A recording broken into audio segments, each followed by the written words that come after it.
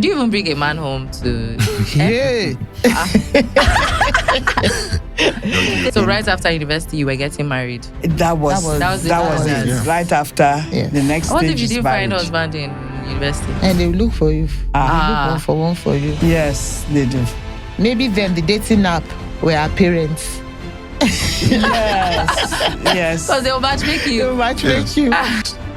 If you like, date for 5 years.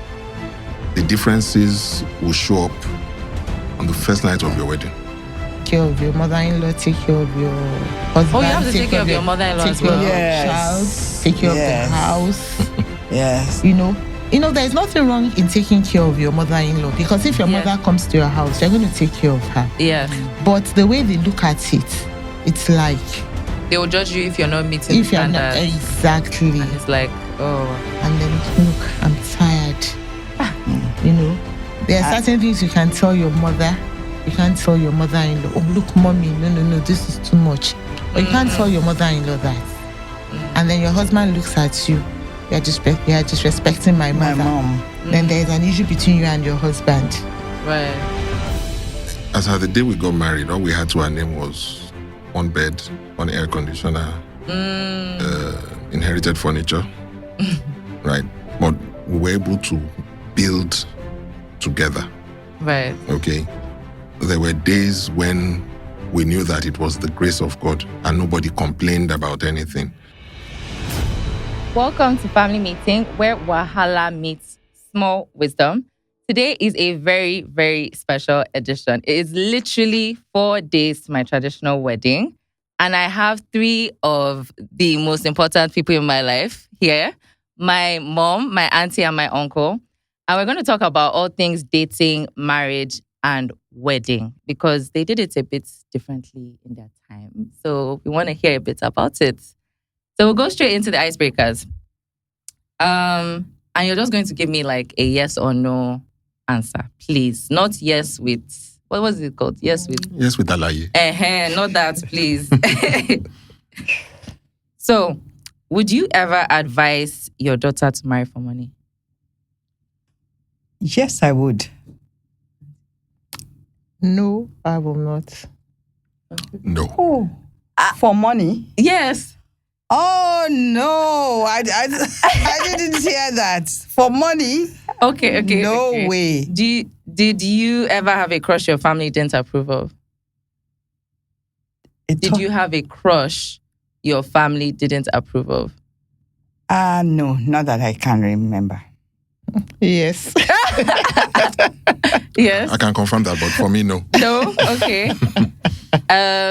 Do you think our generation is too soft when it comes to marriage? Yes, I do. Auntie? Yes, I do. Absolutely. Relax. Absolutely. Absolutely. Okay, we'll get back to that. Do you believe in divorce if someone is truly unhappy? You said no, Alaye. Yes, no, Alaye, please. Yes, if you are truly unhappy. No, Alaye. Okay, yes. No. Do you think this generation's men are better partners than your generation? Yes, I do. This generation. So my... Yes. Okay, Auntie, how about you? No. Okay. Yes. Yes. I actually want to have Alaye for this question. Would you have used dating apps to find your husband if they existed in your time? No, Alaye. Do you know what dating app is? We didn't have that in our time. If they existed then, would you have used it too? Not likely. And that's not even a fair question because you've never used it, so you don't No, you but don't we understand. know it. No. Do you know what is called Parental? Yes. That's a dating app. It's just that it was manual. Oh yeah, that's true. That's a way to Was think it about really it. dating app? You're writing. Okay, actually, it's not the same because dating apps you swipe left. Parental, you're writing to someone you don't know. Yes, No, your friend it's not doesn't mean a that you're friend. dating. Okay, Alaye. Okay. No, Last Alaye. one. So no for me. No, No, it's okay. a no. Yeah. Is getting married the ultimate proof of success for women in your generation? In my generation, Yes. yes. In my generation, yes. Oh, wow. Actually, should we say which generations you are? Because it's like you're saying my own generation as if your own is all different. So I think the question, probably if you had said, should it be? No, but how was it in reality? In our generation. In your generation, was it the ultimate proof of success for women? It was a proof of success. Ultimate, I'll say no. Was it the same for men? Like an ultimate proof of success for men?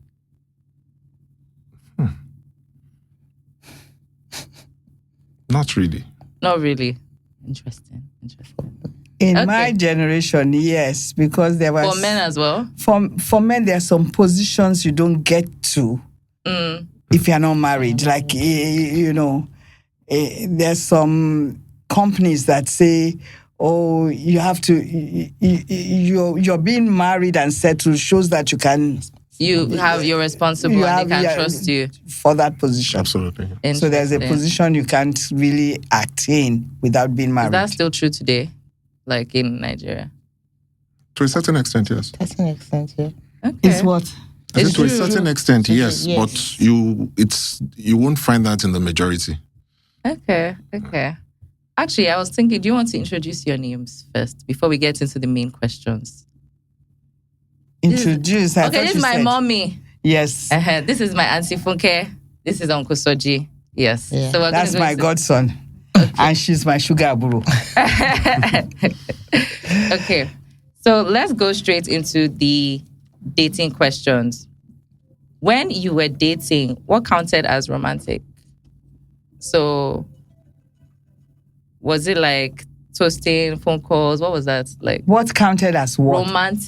Romantic. Huh. Also, it doesn't have to always start with mommy. Okay. You can just speak as it's... Writing letters and then drawing the heart shape and putting it there. Oh, my love. And then you look at it, you just start laughing. Okay. No, not pen pals. Dating. Yeah, dating. You're not going... dating. You could go out, go for a drink, go and watch a movie. But you could also send notes. Okay, so you had cinema any other time? Yes, we did. We did. Okay. I'm learning now. And then short notes. How does those notes start then? I forgot. No, that's in your generation. My generation. That's in your generation. and even the writing, even the letter writing had special papers. Yes, special papers. They called it soft touch. I don't understand. The letter writing Yes. had a special paper. Yes. So this, you're buying this. Once you see the envelope, you know. Yes. That is love letter. Yes. I think for my generation, it's more of one-on-one contact. You meet somebody and say, oh, how are you? And, you talk. The writing thing was not really. It's it's like a one-on-one contact. Really? So you didn't get... That's the start. That's the start. But the dating part of it, Yes. after that starts. Okay, mommy didn't like writing. She didn't like it. Yeah, but there were several things. Like she said, you go to movies, you visit, you walk yourselves back home. Eddie King Burger was a meeting point. Eddie King Burger. Yes. Okay. I don't even It was know a what that neighborhood is. burger Yes, spot. it was a neighborhood burger spot. Okay. You go We there. didn't have that in our generation. Okay. And what did you miss most, or what did you like most about being single when you were single, when you were a young single lady / man? Freedom. Expand. Now you want a lie. Yes, now it's time for Alaye. Well, being single, there were no cares. You could be where you wanted to be, when you wanted to be, without having to explain yourself. So yes, being where you wanted to be, doing what you wanted to do without a lie. In your own generation, because both of us grew up together under Mrs. Oluwale. Being single was not easy. You could not be where you wanted to be without alaye, unless you.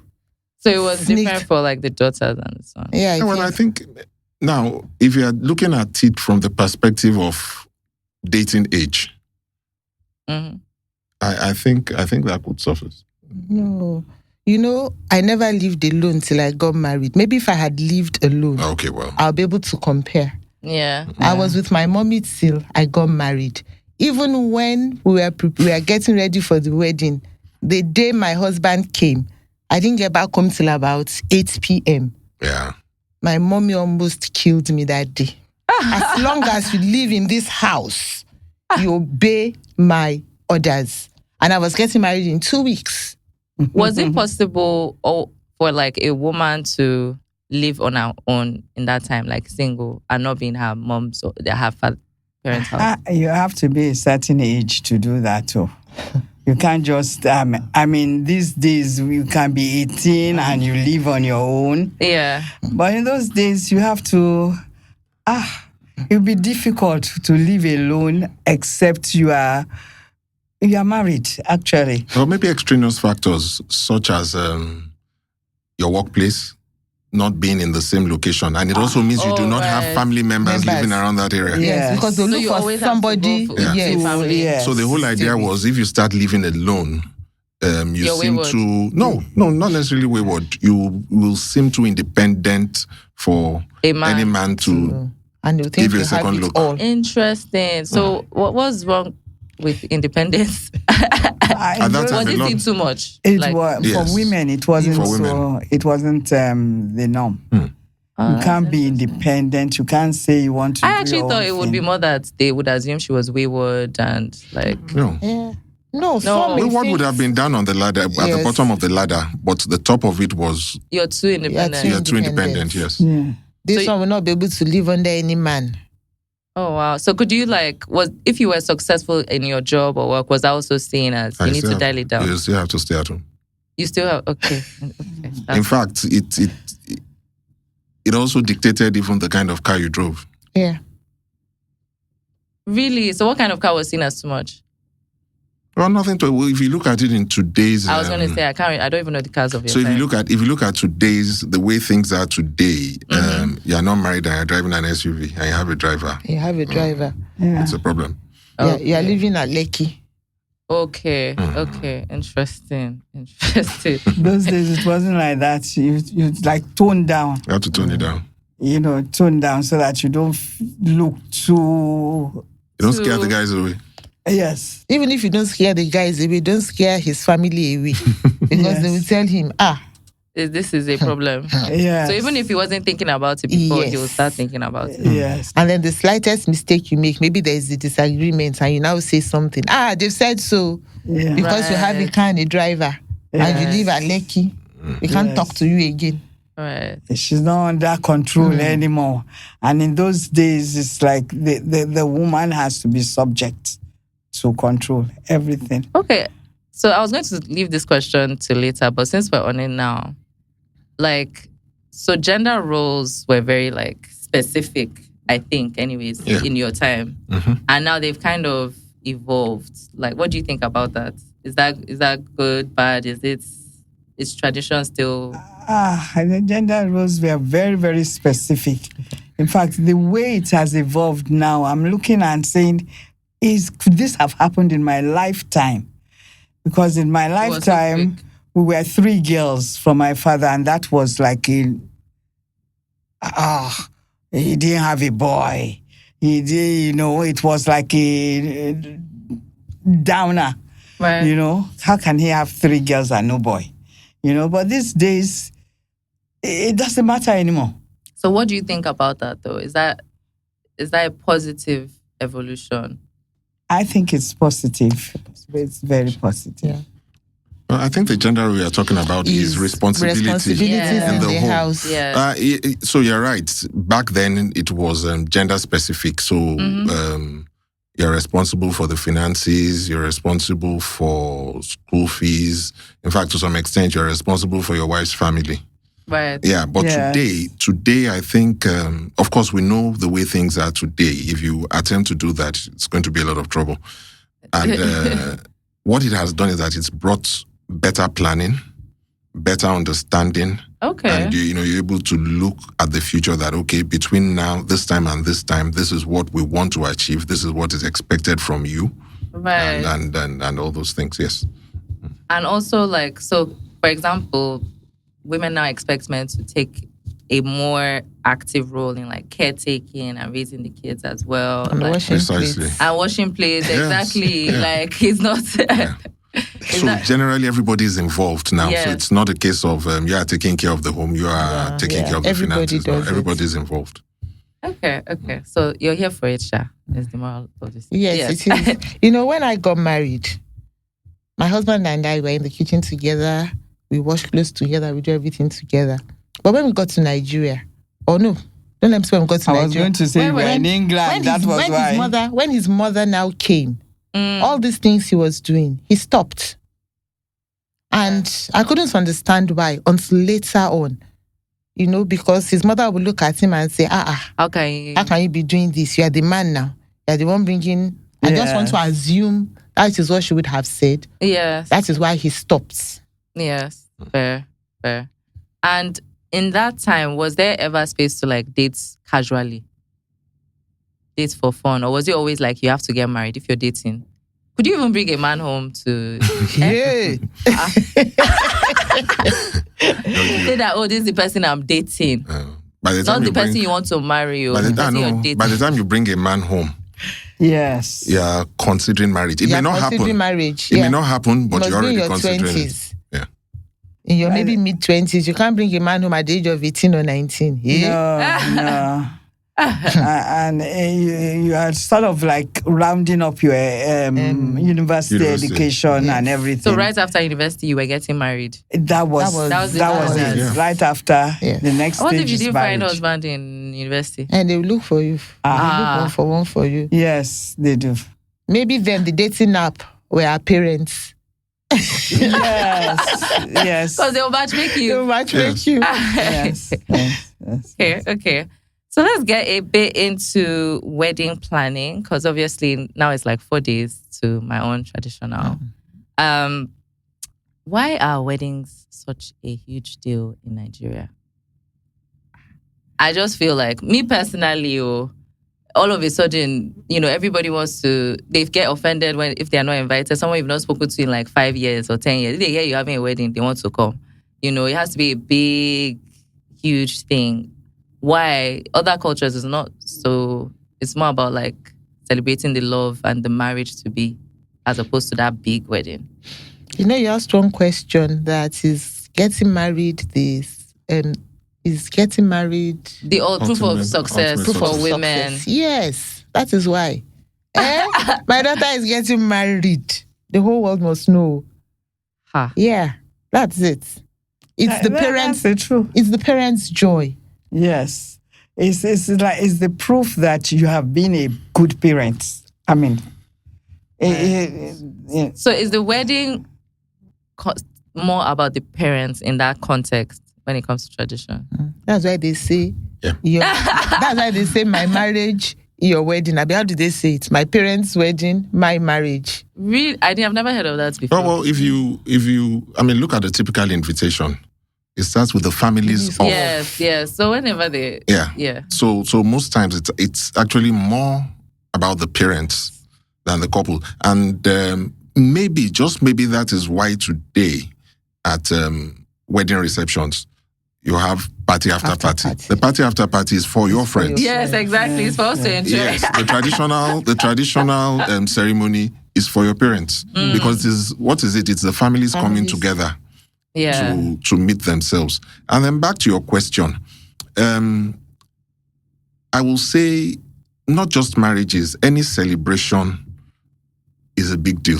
So it could be marriage, it could be a landmark birthday, it could be, it could even be, it could be the birth of a child. We like to do things big. Yes, it's just the culture that we have. And you said other cultures, they are beginning to copy us. Yes, because I'm beginning to see a lot of non-Nigerian events being themed in the Nigerian way. Yes, and I'm beginning to fear that people from the West are consciously looking to marry Nigerians. So that they can have that wedding. Yes. Yeah. Why do you think so? Like, what have you seen that has made? They probably just enjoy the lavish, everything the culture about it. The culture, yes. The culture, yes.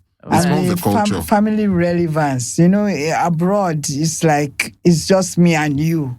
Here, it's the whole family that you are getting married to. It's not that person. It's not just one person. So abroad is just whatever we do, we may not even tell our parents. We just send, we just get married and send them a picture we're married, But here, in the permission, everything starts with the whole family. It's the family you're marrying, and it's the family who is who agrees on it. Everything revolves around the whole family. Okay. So when you were having your own weddings, what was the biggest source of stress for you? Was it family, finances?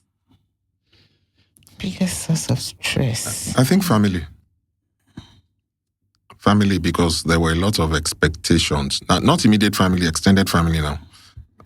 There were quite a lot of expectations. Yes. Yeah. So, for example, you find relatives close enough, maybe aunts and uncles who are miles away from you, expecting you to bring your spouse to them. Yes. To introduce to them personally. Yeah. Really? Yes. And would they be located near you, or they will be? That's why I said miles away. They still expect you to bring them to introduce. I mean, they tell you that, I'm your father's eldest sister. Yeah. I'm the one standing in as a grandparent. Everybody had a reason for you to make that be journey. Recognized. Yes. So that was that. If you look into the immediate aspect of it too, there was that stress of you do not have a say in the planning itself. So in those days, I mean, you just say you're getting married and everything just goes off your hand. Yeah, actually, that's so true. Probably the only thing that you may have a say in is what you are going to wear, and you don't have 100% say. But I'm trying to say what you're going to wear. Yeah. Did you enjoy your wedding then? The actual day of the wedding, in the sense that everything was planned by somebody else, like your parents or your relatives. Did you actually get to enjoy the day, have fun? Or is it not about that? Or was it not about that back then? Yes, because it was what we were used to. Yes, it was. And then it's your wedding day. You're excited. You are getting married. Yes. So I think we just moved with the flow. You don't think about, What was your own biggest stress? Me. Was it family as well? Family. Did I have any family stress? I don't really think I had. You weren't stressed. You were having a good time. The only stress I had, which is very funny, was with my daddy. On the band, I wanted to come and play. What he wore. And what my daddy wore. That's all. He told me it was brigade coming to play. I said, Daddy, brigade at my wedding. I think that was the only stress. Yes. Of course, Grandpa now simple, and he put on his white French suit. Yes. But I don't really think I had stress. With my in-laws, did I? Yeah, I think a little bit with my in-laws, but not what I couldn't manage. Yeah. Okay. And has there been, what's the pettiest or funniest reason, someone has caused commotion at a wedding before that you've been to? Not being recognized. You didn't recognize commotion. Me. You were saying, everybody has a stake. They want to be recognized and stuff. Yes. And if they are not, they will now cause fights at the wedding. Mm-hmm. Can you remember any stories? Plenty. Okay, just one. I'll give you one. Somebody didn't attend a wedding because their nephew introduced his bride to them at an event. Their nephew introduced the bride to them at an event. So imagine you introducing Okwe to me at an event where we all sat at. And then... Okay. So I'd have expected you to have brought it to my house. To the house. Oh, wow. Yeah. And for that reason, the person didn't attend the wedding. Yes. Why is that? Why is it so serious? Is it like you've disrespected them kind of thing? That's what they felt, yeah. But like you said, petty. Some, Well, they didn't some think you sent, President some you Simon. sent invitation through a third party. And because of that, Didn't bring the invitation to them. he didn't bring it personally. And You then, need to go to the house. You need to acknowledge them. Then you need to go and now give them the invitation personally as Yes. well. yeah. And then commotion. On the day of the wedding, you are taking pictures and you called a particular set of people before them. Why did you? Oh, as per Yes. honorables. You know how they do VIPs? Yeah, they call exactly. us. Yeah. So in Nigerian weddings, we tend to, at the wedding, say, these are the VIPs. So you need to Let's be say it's smart special. and balance About the order. all those things. And a then- lot of things that you Yes. need to And do. then high table. You call this person to the high table. You didn't call you didn't call me to the high table. Why? When we used to have When we people. used to have high table. We had high table do during we that still time. have high table? No, we don't have high table. In You know, those days- you're asking about our generation. No, I was just asking in because those I was days, like, those on that's the high table could be a quarter of the entire guest list. Yes, they call everybody. So who will not be on the high table? Is it just the friends then? Yes. Yes. Right. Oh, well, maybe the bridal train will be there. But Distance, outside yeah. that, grandparents, uncles, aunts, grandpa's best friend Friend, Oh, wow. was a crowd. Okay. So let's move to the actual marriage. And half of them you don't even know. Yes. Yeah, you don't really That's know really them. what pains me is that there are people that you don't really know, but then they have so many expectations and entitlements. And I'm just like, how? Where did this come from? It's the foundation, the What do you mean? tradition. So you they know try- that okay. this person, even though he has no influence, is I'm related to you this way, so I have to be recognized. I have to Okay. be told. So I'm going to ask a question on that because I feel like tradition comes up when they're like, I expect you to do this. But if they are so important, shouldn't I know them? If they are the eldest so and so, they should have played a significant part in my life because they are that person. So why is it now at the this thing that all of a sudden they've now remembered? That's what I don't get. It's a union of two families. I don't understand. All right. So what's happening is that, she said something now about they don't really have influence. I won't say that's it in its entirety. Yes, not having influence in your life, but they have influence in the family. So imagine a person who had played a role, right, in her own success. Mm-hmm. And because of that success, she's had you. Mm. And then that day comes. For her, that person is an influence. Right. So that person had already played a role at the foundation level. So you may not know the person, Right. but at the family level, the person is known. And that's why, again, like we said previously, for the traditional ceremony, it's about It's the the family, it's family. about the parents, not about you. Okay. And every time you keep hearing, the family of this has come to do this, it's occasionally that, we've come because of. The family of this is requesting that you bring.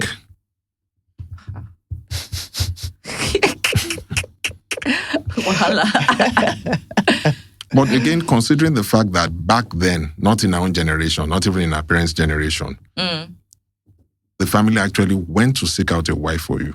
And then they would tell you, we found a wife for you. They did. I don't understand. So you weren't even involved, like before your generation, you weren't even involved in finding your wife for your partner. Okay, let's go to the Bible. Abraham sent his Kinsman. I know. Yeah. Steward. Steward, yes. Yeah. to go and look for a wife for his son. Oh yeah, that's And he went, he prayed, and told God to show him who this lady will be. And Rebecca came. And he went to meet Rebecca's father. Rebecca didn't even Not even know. Rebecca. true. She did. I said, not even Rebecca. He didn't go and meet Rebecca. Abil, he went to meet Rebecca's father. Yeah. And she followed him home. Mm. And when she got home, Isaac took her in as her bride, as his bride. And that was how it was in Nigeria. As Even well. in my generation, there was Africa. a lot of parental influence on who you finally got married to. They have to approve. They have to, in our generation, they will say, they're going to find out about their family first. Right. They have to go and see what is happening in their family. Do they have this happening in their family? What is the cause there? Do they have a certain disease? Do they have all those things? There's a lot of parental influence on who you finally get married, which is different from your generation now. So I would say in my generation, we focus more on the person. Like, you want to know the person you're getting married to, and vice versa.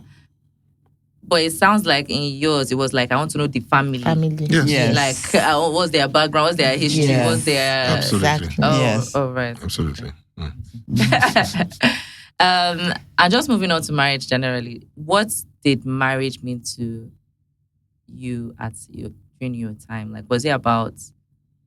Even though I kind of have a clue of what the answer would be, but was it about love, or was it about more duty, stability, tradition, union of families?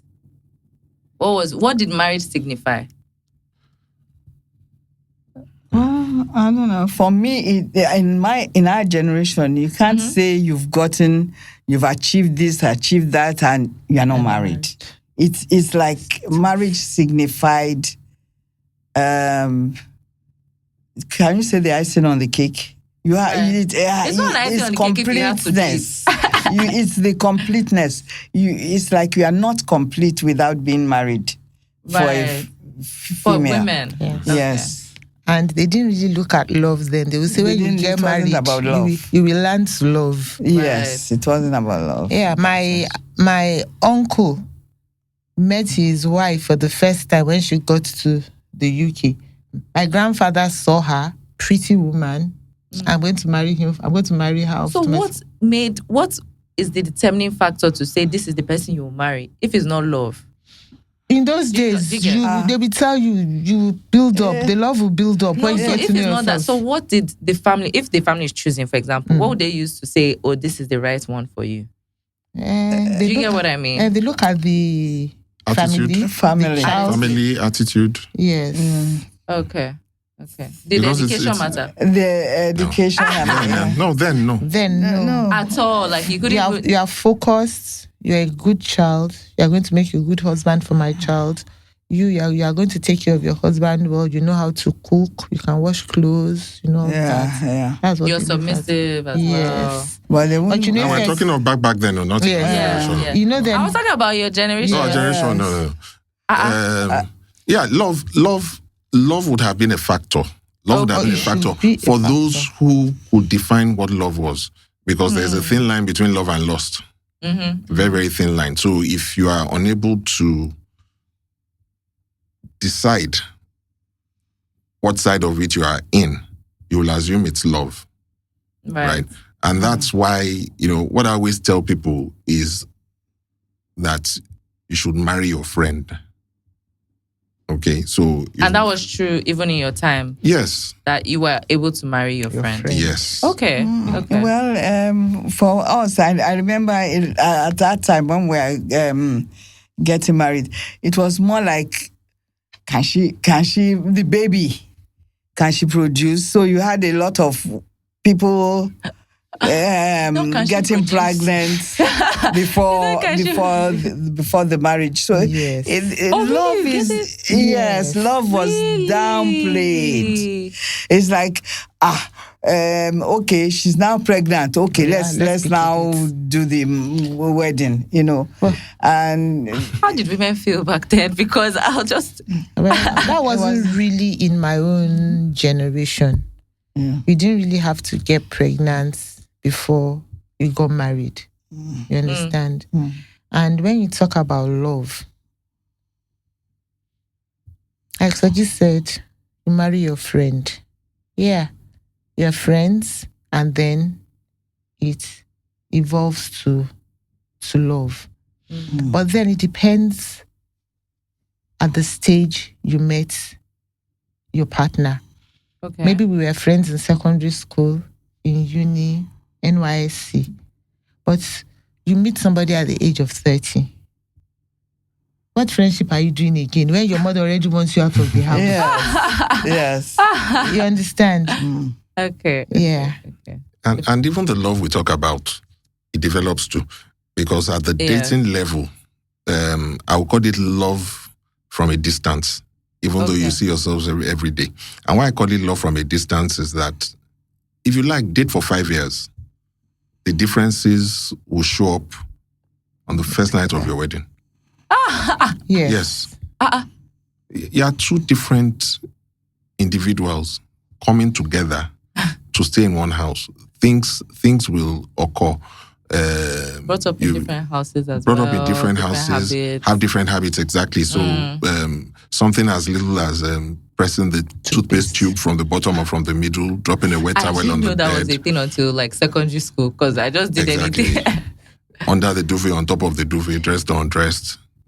Quite a number of things. Sleep with the lights on, sleep with the lights off. Lights on, lights off.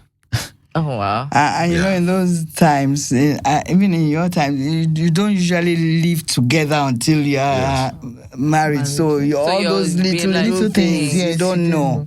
Very petty You don't things. live together. Very petty things, yeah. And I guess, how did you manage communication on those little things? Because, I mean, like you said, the first time you start, you notice the differences when you get married, right? And initially it might be a bit jarring. What's the normal word for jarring? It'll be a bit like annoying. So how did you manage, how did you get over that hurdle, essentially, is the question. Well, basically just correcting it without complaining. Yes. Yeah, that's But but there will be a point in time where you're tired of correcting or complaining. So you just keep quiet. So like the toothpaste now, if I'm the one pressing it in the middle, when I leave, he will put it back the way he wants it. That's it. And then... So you just, I guess over time, you just learn to get used to each other's quirks and all of that good stuff. And there are some of these things that will go on for a lifetime. Exactly. And you complain every day for the rest of your life and just move on. You still complain about light till today, 36 years. So, Mommy, you raised 2 daughters beautifully. What did you, and mostly on your own, what did you learn about yourself during like those years when you were raising 2 daughters? And what are you most proud about during that chapter of yourself? Well, like you said, raising 2 daughters as a single parent in those days was like a major, major deal. And I think what I had to do to even survive is just to concentrate, block off all day, because there are people who will judge you. Without was it like family? Was it church? No, especially in the Christian gathering. That time it was not really accepted. So, like in the Christian gathering, you are already judged. So, it made me like go into a shell and just concentrate on the children. And I thank God, because I can only say it was by God's grace that I was able to do it, and to say now that my daughters are accomplished on their own and they are married. It's only God.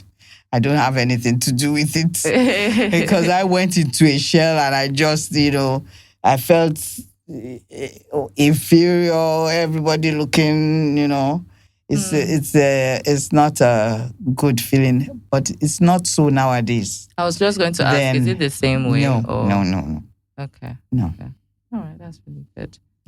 Uncle Soji, what do you think men are scared about the most in marriages? So, are they scared of losing respect? Like, what keeps you up at night? Well, not losing. I won't say losing respect. I will say more about not having peace. Okay. Right. So, I said earlier on, marry your friend. So you already know certain things. If it was a relationship that just went on, started off with marriage in focus, you've skipped that friendship stage, yes, and gone on to that place, and then you get married and you find that there are unexpected things that disturb your peace. Right. Of course, by the time that starts, they now start talking of losing respect, losing various things. They all just, you find them all interwoven at the end of the day. Right. So peace. Peace. Very, very important. Okay. I hear that. Auntie Funke, what was the hardest season in your marriage for you? And how did you overcome it? I overcome it. We want testimony today. When my mother-in-law came to help me not coming, it was really tough. My husband was now in between his mother and me. I remember I called Uncle Adipo to report him and his mother. And Uncle Adipo said, no, don't you ever report your husband to me because I won't have respect for him. Call his brother. So I called his brother and I told him what I was going through. He advised me, told me how to go about it. And that was how I managed the situation. Yeah, I was really young then. Kami was 3 months old. I was 27 years old. I didn't know I was going to face something like that because to me, the marriage was go away from your mommy. Yes, you're having a good time. Exactly.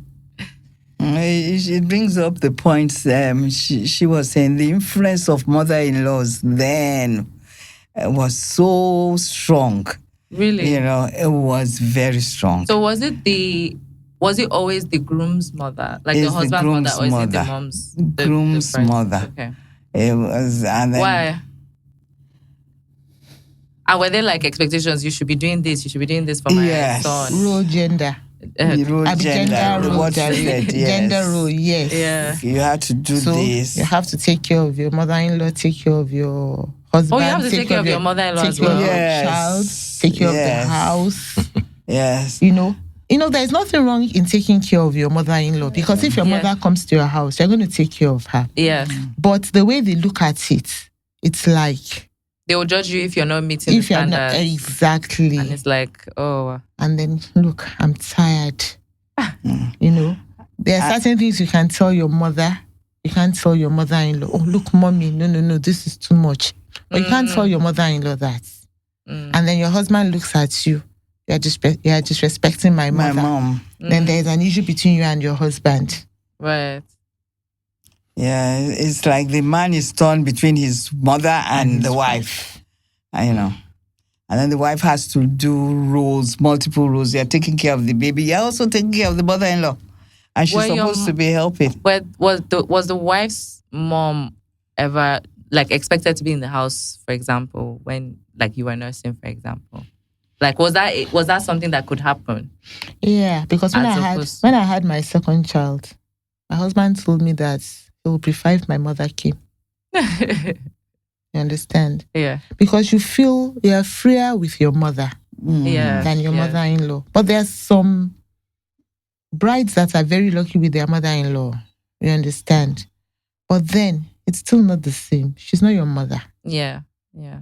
You know what your mother wants. You know how to deal with your mother when you are angry. Yeah. You don't know how to deal with your mother-in-law because she's not your mother. Yeah. You don't know what's going to upset her. Yeah. You know how you can get your mother back to when you've upset her. All these things. So I think it's better. And that's what the Igbo people do. It's better for your mother to come and help you nurse your child than your mother-in-law. Okay. But the mother-in-law will say, Omowani.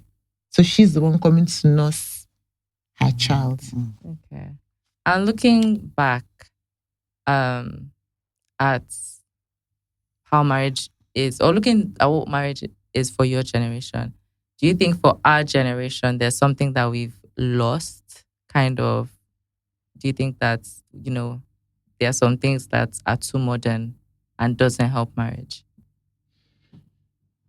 To have lost, I think resilience. Resilience. Resilience has been lost.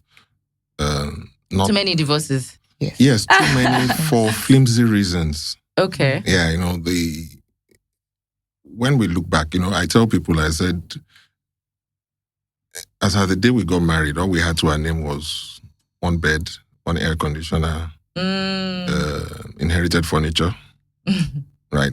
But we were able to build together. Right. Okay.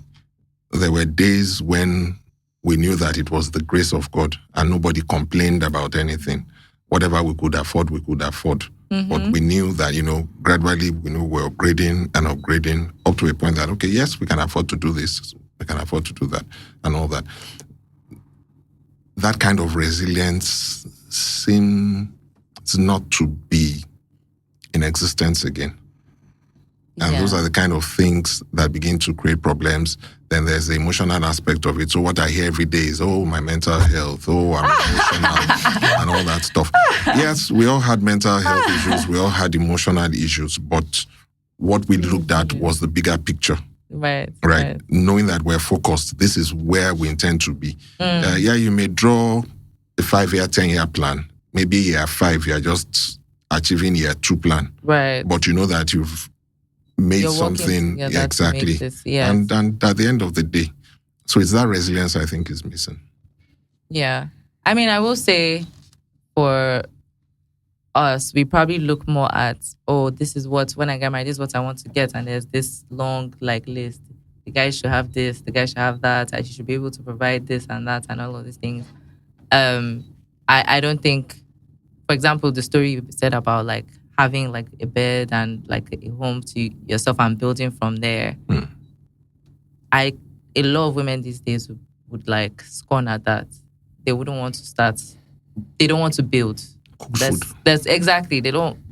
Building is not seen as much anymore. Not, I won't say completely, but it's not seen as much anymore as a value to go after, to be let's stick through it and stuff. Auntie, what do you think? Yeah, I believe that what Uncle Soji said, you don't have patience. You remember mental health is real though. You guys didn't understand. You remember the ice-breaking question you asked, but you said with no ally. Then you said divorce if you're unhappy. It depends on if you are the one bringing the unhappiness to yourself. If that's a valid point. If the husband is a wife beater, I don't see what you're doing there. But there are little things that you just look at and say you're making yourself unhappy. I laugh at myself even as old as I am. I'm talking to Uncle Loya and he sleeps off on me. Then I get upset. But he's tired. He does it again the second day. He does it the third day. I'm unhappy. Will I say because of that I'm going to divorce him? But I'm unhappy. And this is what happens now. He doesn't have time for me. It's all work. Okay, all work. But he's spending the money on you.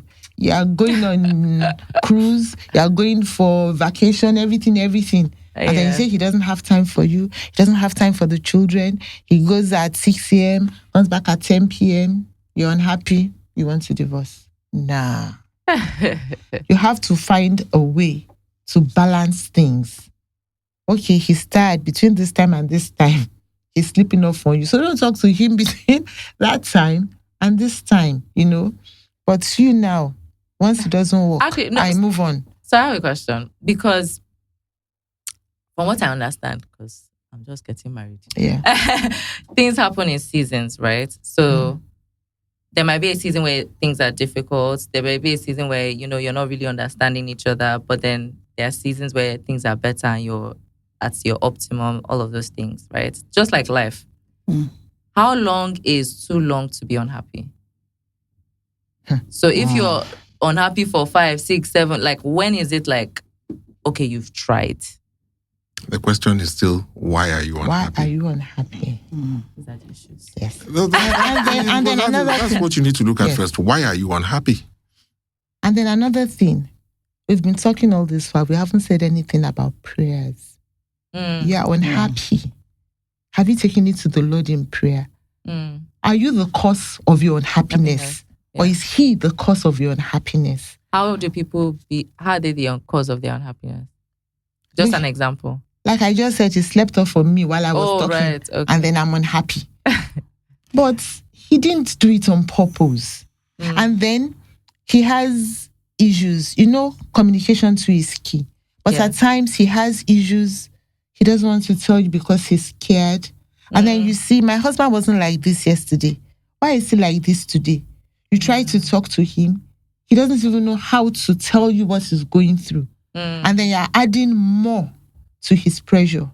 Why don't you take it to the Lord in prayer? Lord, what's happening? My husband wasn't like this yesterday. All of a sudden, he's changed. I'm unhappy 1 day, 2 days, 3 days. You hold your hands together. You pray. Even if he doesn't want to pray. I remember recently, maybe about 2 weeks ago, Uncle and I had one small quarrel. And I woke up, I said, let us pray. He said, pray on your own. And I said, what do you mean pray on your own?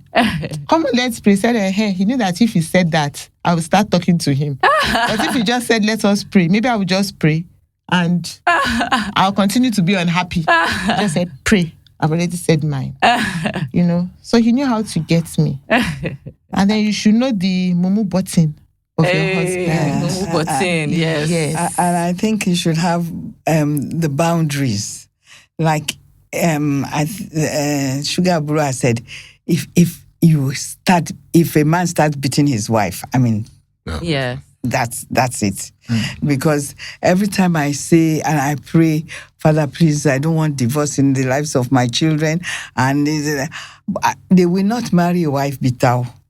Because in that case, I will be the one to come and don't come and kill my daughter for me. So, there are certain boundaries that you have that once this is crossed, then, all the others you can sort of know how to deal. Prayer is very important. Praying together is very important. But there are certain boundaries.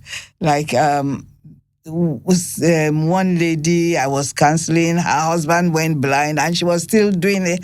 Her husband started having affairs with all the housemaid with the blindness, and she's the one doing everything.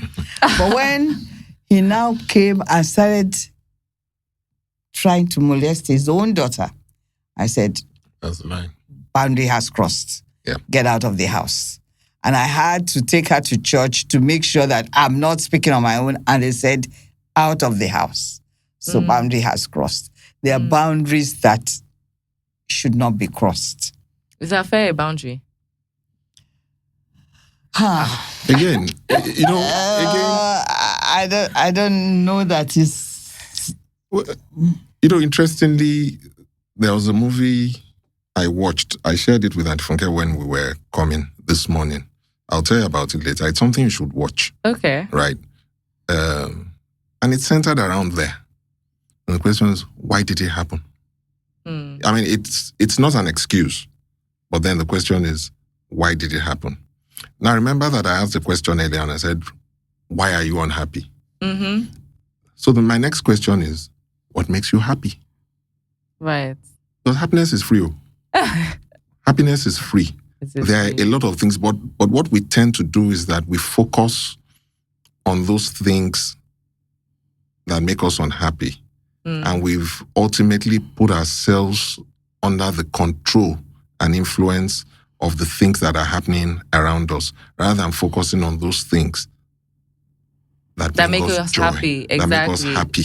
That's a human tendency, to be fair, to really focus on the bad. Yes. When you have maybe 80% is good, but you're focusing on that 20%. So I'll tell you, if someone is deliberately trying to make you unhappy, and you are focused on the things that make you happy, and you are happy, what you're ultimately doing is that you are sending that unhappiness back to that person.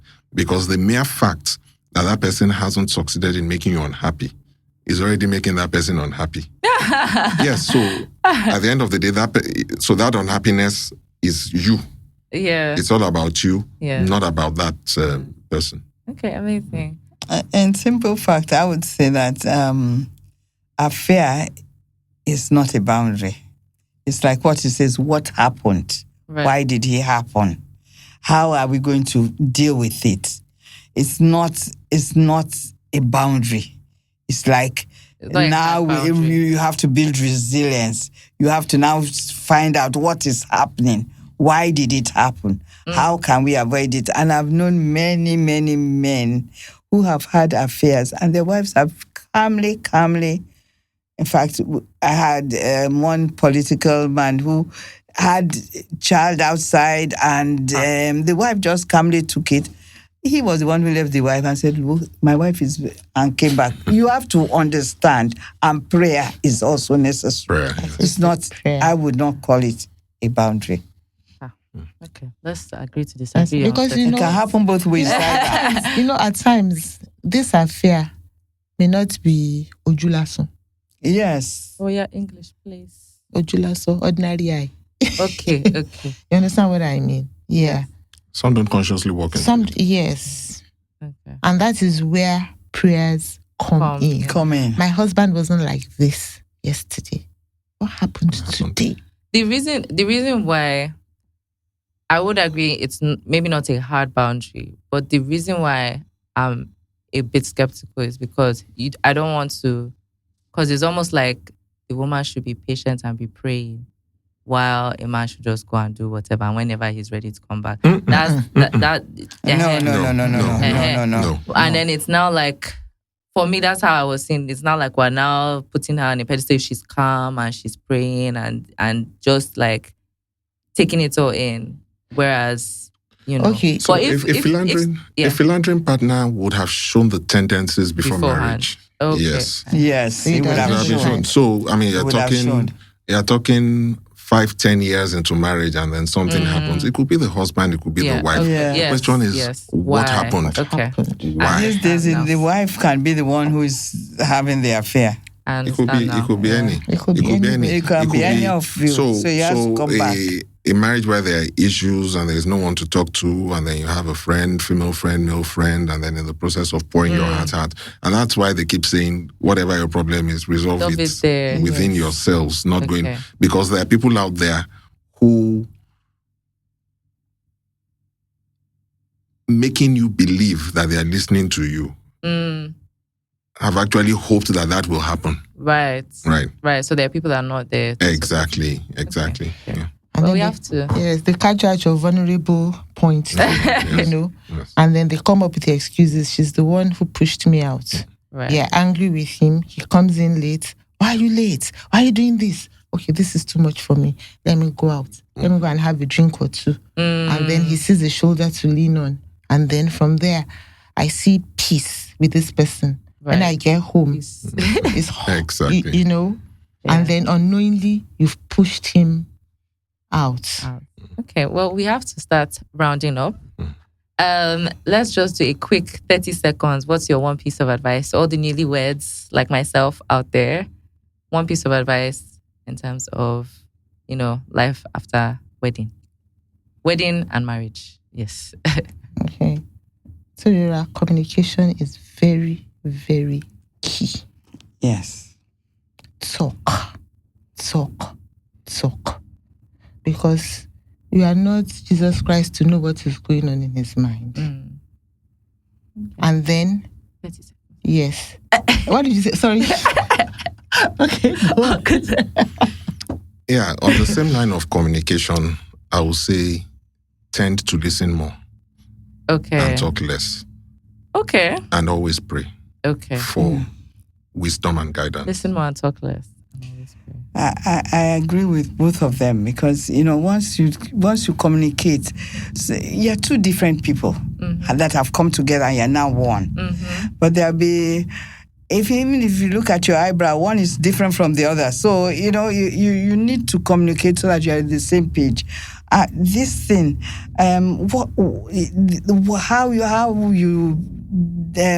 the attitude you brought about, I explain it. I'm looking at it this way, and he may have a different view. And so you find out that something that would just escalate is really nothing at all. Okay. Okay. Thank you. Well, thank you to my mom, my auntie, and uncle for being on the podcast. Thank you for listening in. I hope you enjoyed it, and we'll see you later. Bye. Bye. Bye. Everybody.